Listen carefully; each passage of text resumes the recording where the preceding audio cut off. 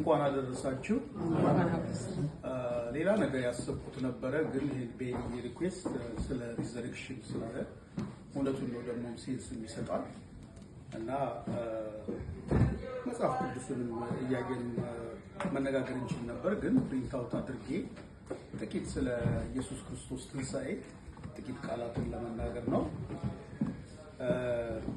እንቲየና እግዚአብሔር ባርካችሁ ቤታችሁ የሰላም የፍቅር የበረከት ይሁን እና እንደዛ ነው። አጭር ጸሎት እናደርጋለን። እግዚአብሔር አባታችንና አምላካችን ነው በጌታ በኢየሱስ ክርስቶስ ስም እናመሰግናለን። ጌታዊ ደግሞ በሕይወታችን የሚቀር ስለሰጠን ስሙ ብሩክ ይሁን። ጌታዊ ደግሞ ያንተ የልጅ የኢየሱስ ክርስቶስ ትንሣኤ እንድናስብ ደግሞ መልካም ፍቃድ ስለሆነ እናመሰግናለን። አዳኝ አድርገህ ስለሰጠን ጌታዊ አሁንም ደግሞ ለሕይወታችን መድኃኒት እንዲሆን ታረግ ሰጣ እንለምናለን። ደግሞ ቀሪ ጊዜያችን ሁሉ ባርክልን። የምናገረውን ደግሞ እንድትረዳኝ ለምናለሁ በጌታ በኢየሱስ ክርስቶስ ስም አሜን።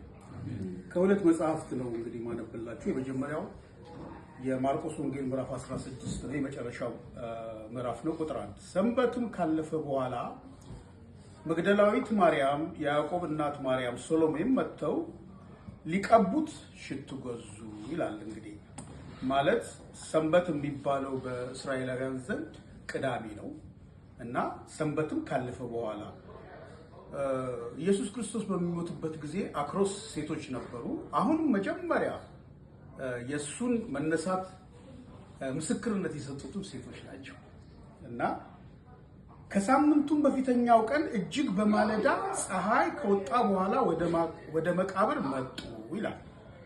እንግዲህ በባህላቸው መሰረት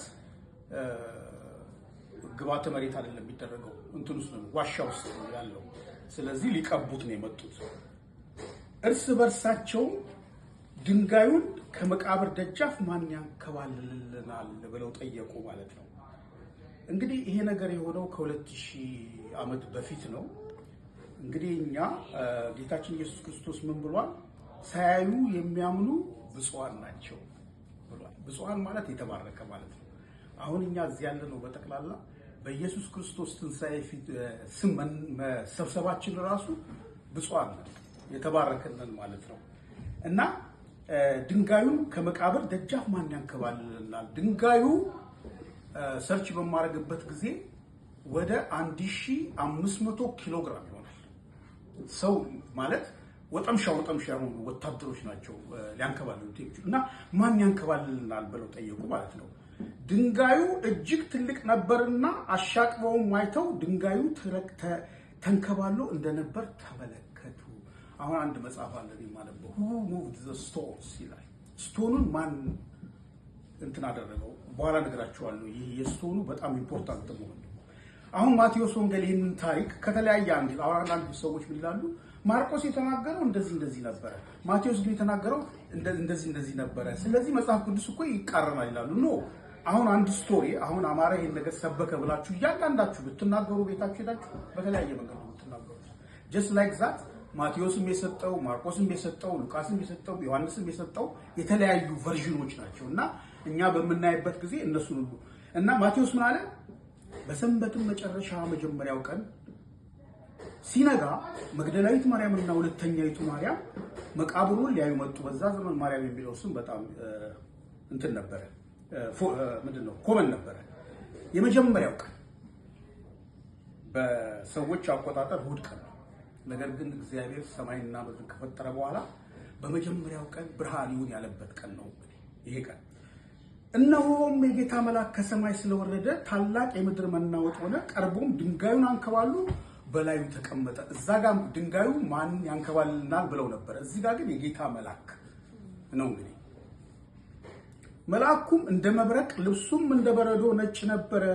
ጠባቆቹም እርሱን ከመፍራት የተነሳ ተናወጡ፣ እንደሞቱም ሆኑ። ጠባቆች ምን ያደርጋሉ? ይህችን ነገር በአእምሯቸው ያዙልኝ። ጠባቆችም ሆኑ። መልአኩ መልሶ ሴቶቹን አላቸው፣ እናንተስ አትፍሩ፣ የተሰቀለውን ኢየሱስን እንድትሹ አውቃለሁና እንደተናገረ ተነስቷል፣ በዚህ የለም። የተኛበትን ስፍራ ኑና እዩ።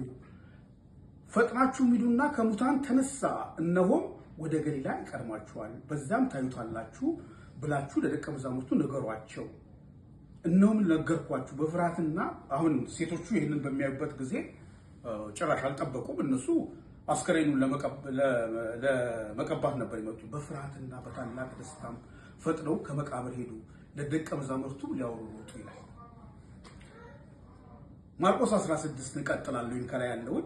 እነሆ የመጀመሪያውን እንግዲህ የኢየሱስ ክርስቶስን ትንሣኤ የመሰከሩት ማን ናቸው? ሴቶቹ፣ በተለይም መግደላዊት ማርያም።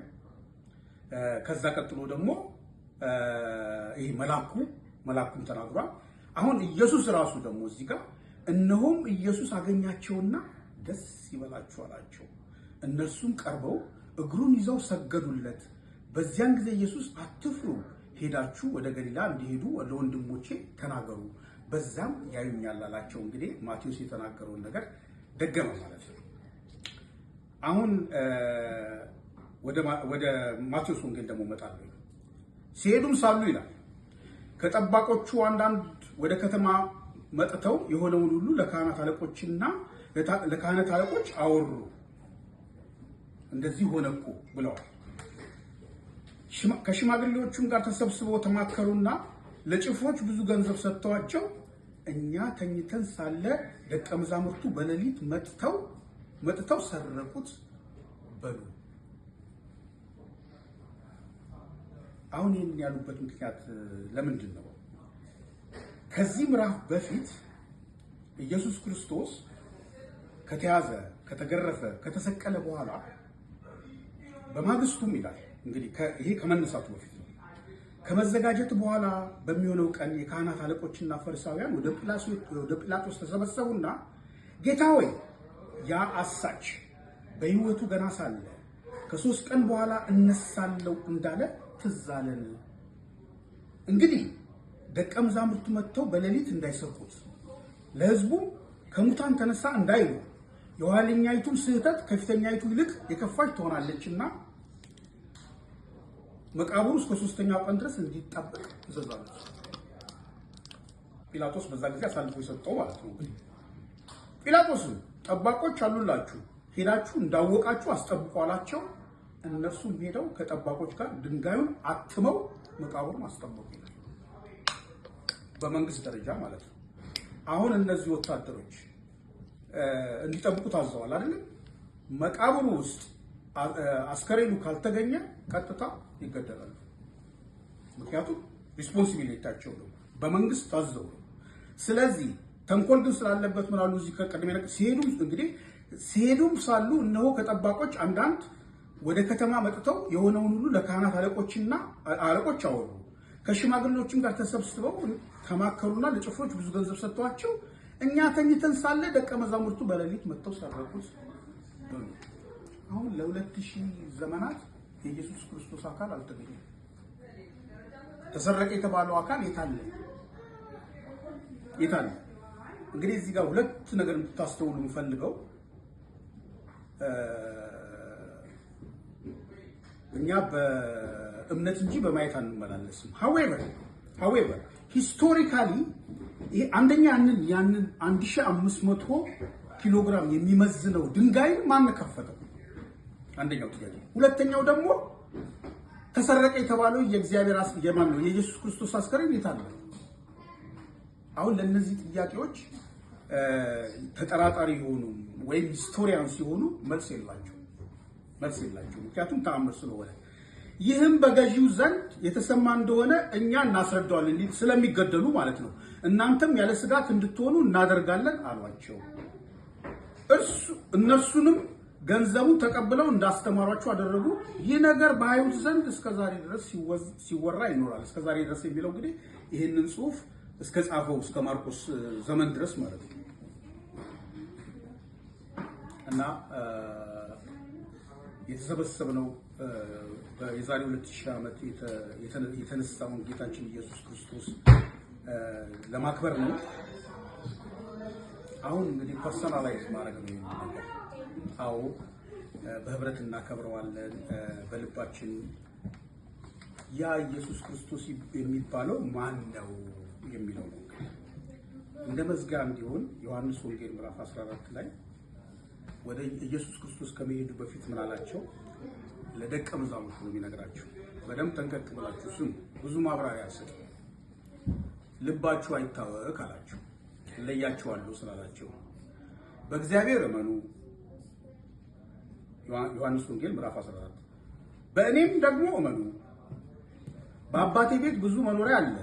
እንዲህስ ባይሆን በልባችሁ ስፍራ አዘጋጅላችሁ ዘንድ እሄዳለሁና፣ እሺ ሄጄም ስፍራ ባዘጋጀሁላችሁ እኔ ባለሁበት ደግሞ እናንተ እንድትሆኑ ሁለተኛ እመጣለሁ፣ ወደ እኔም እወስዳችኋለሁ። ይሄ ሄደው ኢየሱስ ክርስቶስ እንደገና ይመጣል። ባይመጣ እንኳን ከዕለታት አንድ ቀን እንሞታለን። እኛ ዘላለማዊ አይደለም። በህይወት ኖረን ከመጣ መልካም፣ ግን አንድ ቀን ይሄዳል። ወይዘር ላይ ተወሉት ወደምሄድበትም ታውቃላችሁ፣ መንገዱንም ታውቃላችሁ አላቸው። አሁን ከደቀ መዛሙርቱ አንዱ ቶማስ ምን አለ? ጌታ ሆይ ወደምትሄድበት አናውቅም፣ እንዴትስ መንገዱን እናውቃለን አለ። ኦፎር ከተናገርኩት ነገር ይሄን ነገር አስታውሱ ፕሊዝ። ኢየሱስ እኔ መንገድና እውነት ህይወትም ነው። ሶስት ነገር እኔ መንገድና እውነት ህይወትም ነው። መንገድ ሲባል ዝም ብሎ የምንሄድበት ሳይሆን ወደ ኢየሱስ ወደ እግዚአብሔር ወይም ወደ ዘላለም ህይወት የሚወስደው ወይ ማለት ነው። ወይ ሁለት እውነት። አሁን በተለምዶ እውነት እንትን ነው ይባላል፣ ሪላቲቭ ነው ይባላል። ሪላቲቭ ነው ማለት አንጻራዊ። ለአንተ እውነት የሆነው ለኔ እውነት አይደለም፣ ወይም ደግሞ ያንተ እውነት ነው፣ የኔ እውነት ደግሞ እውነት ነው። እንደዚህ የሚባል ነገር አለ። ኖ በመጽሐፍ ቅዱስ እውነት ኢዝ አብሶሉት። ይሄ ኢየሱስ ክርስቶስ ነው። ህይወቱስ መንገዱ እሱ ነው። ይሄም ደግሞ እውነት የተባለው እሱ ነው። ህይወት ደግሞ ላይፍ የምትባለው ትርጉም ራሷ ህይወት። አሁን እኔ ህይወት አለኝ፣ እናንተም ህይወት አላችሁ። ግን አንድ ቀን ያቺ ህይወት የምትወሰድበት ጊዜ አለ። ግን ሪል የሆነ አውተንቲክ የሆነው ዘላለማዊ የሆነው ህይወት የሆነው ኢየሱስ ክርስቶስ ነው። ቀጥሎ ያለውን ቃልም እንዳትረሱ። በእኔ በቀር ወደ አብ የሚመጣ የለም። በቃ ኢትስ ክሎዝድ። በእኔ በቀር ወደ አብ የሚመጣ የለም። ብዙ ማብራሪያ ያስፈልገዋል? አያስፈልግም። በእኔ በቀር ኢየሱስ ክርስቶስ የተሰጠው ስልጣን አስቡት እንግዲህ ዘሃይስት ከምንም ነገር ዘሃይስት እግዚአብሔር የሰጠው አባቱ ማለት ነው። በእኔ በቀር ወደ አብ የሚመጣ የለም። የሰው ልጅ ዋና ዓላማው ወደ አብ ከአብ ጋር በኃጢአት በሚባለው ነገር ስለተለያየ ከሱ ጋር አንድ መሆን ነው፣ ወደሱ መጠጋት ነው። ወደሱ ግን እንዳይጠጋ ኃጢአት የሚባል ነገር እዚህ ጋር የኃጢአት መፍረስ አለበት። የኃጢአት የሚባለው ነገር መፍረስ አለበት። ያ ካልፈረሰ እግዚአብሔር ቅዱስ ስለሆነ እኛ መሄድ አንችልም። ያንን የፈረሰውን ነገር ያጋጠመው ማለት ኢየሱስ ክርስቶስ ከእኔ በቀር ወደ አብ የሚመጣ የተዘጋ ነገር። ይሄን ነገር ባጣችሁ እኔ እንደ ወንድማችሁ በልባችሁ ላይ አውሩት። ከሱ በስተቀር ወደ አብ የሚመጣ የለም፣ የተዘጋ ነገር። እግዚአብሔር ይባርካችሁ። አሜን። በጣም አመሰግናለሁ። አሜን። እሺ እንጸልያለን። እግዚአብሔር አባታችንና አምላካችን ነው። በጌታ በኢየሱስ ክርስቶስ ስም እናመሰግናለን። ጌታ ሆይ ልጅን ከፍ ስላደረግከው እናመሰግናለን። አምላካችን ሆይ ይሄው የዛሬ ስንት ሺህ ዓመት የሆነው ነገር እስከ ዛሬ ድረስ መጥቶ እኛም ለመሰባሰብ ከቤተሰብነት ባለፈ በአንተ ስም በልጅ በኢየሱስ ክርስቶስ ስም ደግሞ መሰባሰብ ስላደረገን እናመሰግናለን። አድርገነው ብቻ እንዳንሄድ ደግሞ ጌታችንና አምላካችን ልባችን እንድትከፍትልን ከእርሱ በስተቀር ወደ አብ መምጣት የሚችል እንደሌለ እንድናቅ እንድትረዳ እንለምንሃለን። ይሄ ደግሞ ይህን ብርሃን ደግሞ ውስጣችን እንድታበራልን እንለምንሃለን። ይሄ ቤትም ደግሞ በስም የተባረከ ይሁን። ጌታችንና አምላካችን ይህን የተባረከ ይሁን። ፊትዬ የተባረከ ይሁን። ልጃቸው ኖሃም የተባረከ ይሁን። መግባት መውጣታቸው ሁሉ የተባረከ ይሁን። ጌታ ሆይ ቤቱን ሁሉ በበረከት እንድትሞላው እንለምንሃለን። እኛም ደግሞ በምንሄድበት መንገዳችንን ሁሉ አቅናለን። ጥበቃ ይብዛልን። እዚህ ቤት ያሉት ከዚህም ውጭ ያሉ ወገኖቻችን ሁሉ የተባረኩ ይሁን። ልጆቻቸው የተባረኩ ይሁን። አዲስ አበባ የሄዱትም ደሬና ደግሞ ዘሌም ደግሞ መልካም ጊዜ እንዲኖራቸውና በመልካም ተደስተው ደግሞ ፍሬያማ የሆነ ጊዜ ኖሯቸው ደስ ብሏቸው እንዲመጡ እንድታደርግ እንለምንሃለን። ሁሉ ለስሙ ክብር ይሁን። በናዝሬቱ በኢየሱስ ክርስቶስ ስም አቀረብን። አሜን።